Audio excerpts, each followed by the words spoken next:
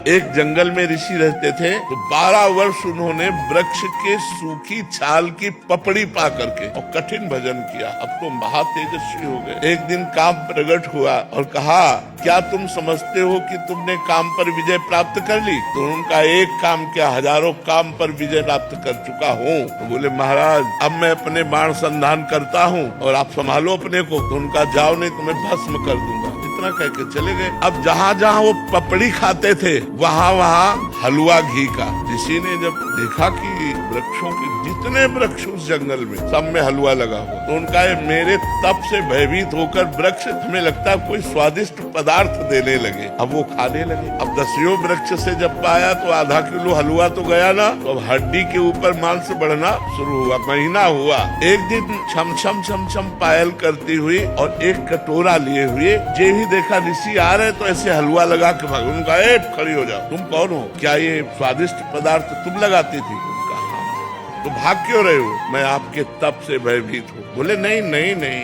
महीनों से इतना स्वादिष्ट पदार्थ पवार, क्योंकि पहले अन्न जाएगा तो बुद्धि बदलेगी ना।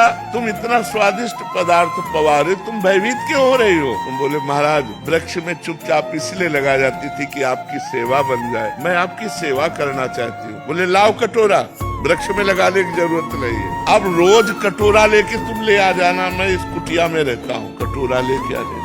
काम ने चैलेंज किया था, मैं अपना बाण संधान कर रहा हूँ, तुम सावधान। फिर एक दिन पूछा, तुम इस जंगल में क्यों रहती हो? उनका, मेरी माँ तपस्विनी है तो मैं अपनी माँ के साथ रहती हूँ। तो आखिरकार तुम्हें ब्याह तो करना ही पड़ेगा। तो ये तो माँ का विषय है, मेरा विषय तो है नहीं, ये तो माँ जाने। तो बोले, माँ से बात करके आप कल आना। बोले, अवश्य। दूसरे दिन पधारी। महाराज मैं निराश हूँ, ब्याह नहीं हो सकता। बोले, क्यों? निराशा क्यों? बोले, माँ ने एक शर्त रखी है कि अपना मुंह काला करके मुझे पीठ में बैठाल कर और अपनी कुटिया से और मेरी माँ की कुटिया तक आपको घुटनों के बल चलना पड़ेगा और मैं आपके पीठ में, और ऐसा मैं आपसे करवाना नहीं चाहती। उनका, अगर संध्या काल में ये काम हो जाए तो? बोले, वो काल कोई भी हो, लेकिन आपको ये करना पड़ेगा अगर ब्याह करना है। महाराज राजी हो गए। मुंह काला किया, पीठ पे बैठाला, घुटने के बल चले। जब वहाँ पहुँचे तो काम खड़ा था। उसने कहा, ये मेरी रची हुई माया है, मैं ही हूँ इसका स्वामी। बोल, तेरी तपस्या कहाँ गई? ये कहो कि मैं तेरी तपस्या नष्ट नहीं की, केवल दिखाया है तुझे कि अगर तू तपस्या का अहंकार करेगा तो देख, घुटने केवल चल रहा, मेरी माया तेरे पीठ पर बैठी हुई है। ये मन बड़े बड़े ऋषि मुनियों को मोहित कर दिया। हम तुम तो बहुत छोटे लोग हैं, बहुत छोटी सामर्थ्य है, इसलिए भगवान का आश्रय ले लो। भगवान जिसकी रक्षा करते वही अपनी धर्म से, पवित्रता से चल सकता है। इसलिए नाम जप करो और भगवान के आश्रित रहो।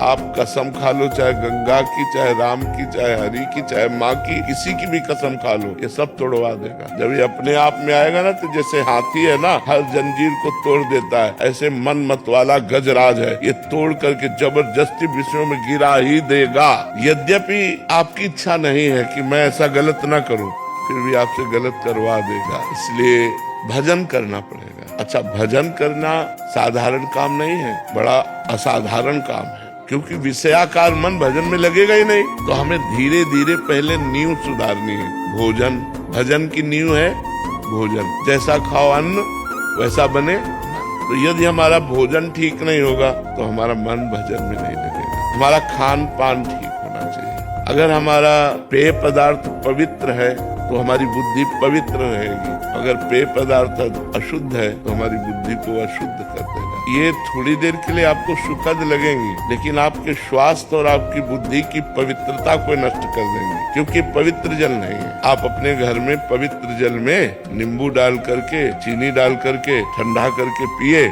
ये सतोगुणी हो गया। तो रजोगुणी और तमोगुणी आहार से हमारा मन विषयाकार होगा, अपवित्र होगा, ना कि भजन में लगेगा। हमें सतोगुणी भोजन, सतोगुणी पेय पदार्थ, सतोगुणी दृश्य, आसपास का वातावरण सतोगुण, तो हमारा भजन बनेगा, नहीं तो भजन नहीं बनेगा। ये माया इतनी विचित्र है, पूछो मत।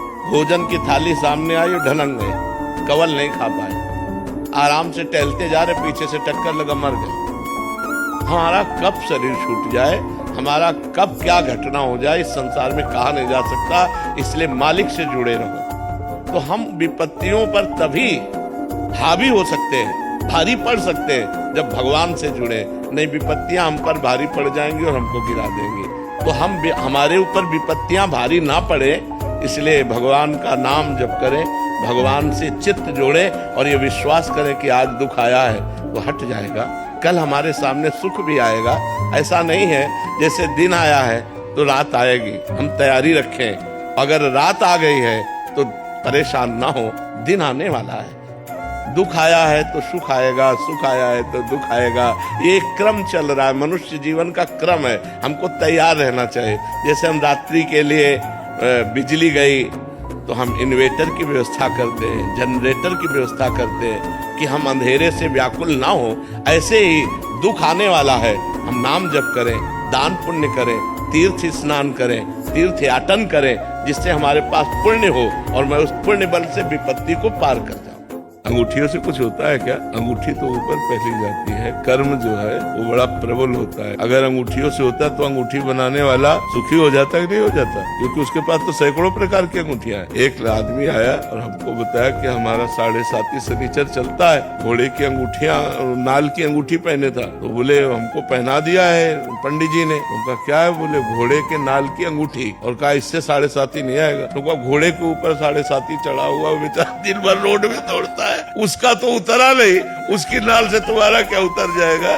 अरे घोड़े की तो खुद दुर्गति हो रही है, वो बेचारा लाद लाद करके परेशान है। खुला मार्ग है, भगवान की शरण में हो जाओ, भगवान का नाम जप करो, अच्छे कर्म करो, किसी से आशीर्वाद मांगने की जरूरत नहीं, किसी से जंतुर बंधवाने की जरूरत नहीं। अंगूठी की जगह अब वो पहनो जिससे नाम जप किया जाता। क्या कहते थे? काउंटर करो, एनकाउंटर कर दो सब तुम्हारे जितने दुख है, जितने दुख है, जितनी विपत्तियां है, उनका एनकाउंटर कर दो काउंटर के द्वारा। राधा राधा राधा राधा राधा राधा, दुकानदारी बंद हो जाएगी। शोभा के लिए अगर आप बड़े धनी हो तो बढ़िया हीरा का नग लगा करके सोने की अंगूठी बढ़िया शोभा के लिए पहनो। गृहस्थ में कोई बाबा जी तो हो नहीं, उसके लिए हम निषेध नहीं करते, लेकिन किसी भी प्रकार की अंगूठी से आपका दुख नष्ट हो जाएगा। बहुत डराते भी है। ऐसे किसी को ठगना नहीं चाहिए। किसी भी धातु में तुम्हारे प्रारब्ध को नष्ट करने की सामर्थ्य नहीं है, ये बात पक्की समझ लो। प्रारब्ध भोग भोगना ही होता है। अगर वो कुछ कट सकता है तो भगवान काट सकते हैं। हम इन बातों पे विश्वास नहीं करते कि बिल्ली रास्ता काट गई, हम चले किसी ने छींक दिया, बोले उसने नजर कर दी, कुछ नहीं। हम कहने 100-200 बिल्लियां तुम ऐसे निकाल दो, कोई फर्क नहीं पड़ेगा। ये सब फालतू की बातों में ध्यान नहीं लगाना चाहिए। अब बाल्टी कोई पानी लेने जा रहा है, खाली बाल्टी देख लिया, अब उसको गाली देगा, वो लड़ाई लड़ेगा। अमंगल तो तू अभी कर रहा है, बोले खाली बाल्टी हमको दिखा दी, हम लोग जा रहे थे यात्रा। ये सब बकवास है। राधा राधा राधा नाम जप करो, कोई अमंगल नहीं कर सकता। मंगल भवन है भगवान, अमंगल हारी है भगवान। तो भगवान का नाम स्मरण करते हुए चलो, भगवान का नाम स्मरण करो। किसी की नजर नहीं लगने वाली। जब ऊपर वाले की नजर है तो किसी की नजर क्या बिगाड़ सकती है? अच्छा, ऊपर वाले की नजर टेढ़ी है तो किसी की नजर हमको बचा भी क्या सकती है? इसलिए हमको ऊपर वाले की नजर पर ध्यान देना, जो सबको देख रहा है। नाम जप करो, भगवान का सुमिरन करो, जब चलो भगवान का स्मरण करो। इन छोटी छोटी बातों की अच्छा बिल्ली निकल गई तो उससे हो क्या? बोले अमंगल हो जाएगा। आप नाम जप करना, जब बिल्ली रास्ता काट जाए और अमंगल हो जाए तो हमें बताना। कोई छींक दे उस समय नाम जप करके चलना, फिर अमंगल हो जाए तो हमें बताना। जहाँ जो जो अमंगल कहे गए हैं वो सब भगवान के विमुख जनों के लिए कहे गए हैं। जो भगवान का स्मरण करते हैं उनके लिए कोई अमंगल नहीं। बाहर रहते हैं तो प्याज लहसुन का सेवन होता है, ऐसे में बुद्धि शुद्ध कैसे रखते हैं? प्याज लहसुन कोई पाप नहीं है खाना, पर वो तमोगुणी है। वो भजन विहीन वृत्ति पैदा करता है। इरादा पक्का हो जाए तो हम कह सकते हैं ना कि प्याज लहसुन बिना सब्जी दीजिए। हमें होटल में भी बोल सकते हैं कि आप प्याज लहसुन मत डालिए। तो अगर हम ये कहेंगे कि हमें मिलता ही नहीं है तो गलत बात है। बहुत से ऐसे आर्मी के जवान हैं जहाँ सब सुविधाएं हैं लेकिन वो प्याज लहसुन भी नहीं खाते। पाप नहीं है पर वो तमोगुणी है, इसलिए उसका त्याग किया गया है। तो हमें लगता है हमें पवित्र बुद्धि जो भगवान में लगानी है वो प्राप्त करने के लिए कोशिश करें कि प्याज लहसुन छोड़ दें। कोशिश करें, कोशिश करने से सब कुछ हो जाता है। जब हम कोशिशें नहीं करेंगे कि अब तो संसार में बिना प्याज लहसुन के भोजन ही नहीं मिलेगा, तो ऐसा नहीं। बहुत से नौकरी करते हैं, बहुत से बच्चे विद्यार्थी जीवन में वो प्याज लहसुन नहीं खाते, दीक्षा लिए हुए हैं। तो हमें लगता है अगर हम प्रयास करें तो सफलता हमें मिल सकती है।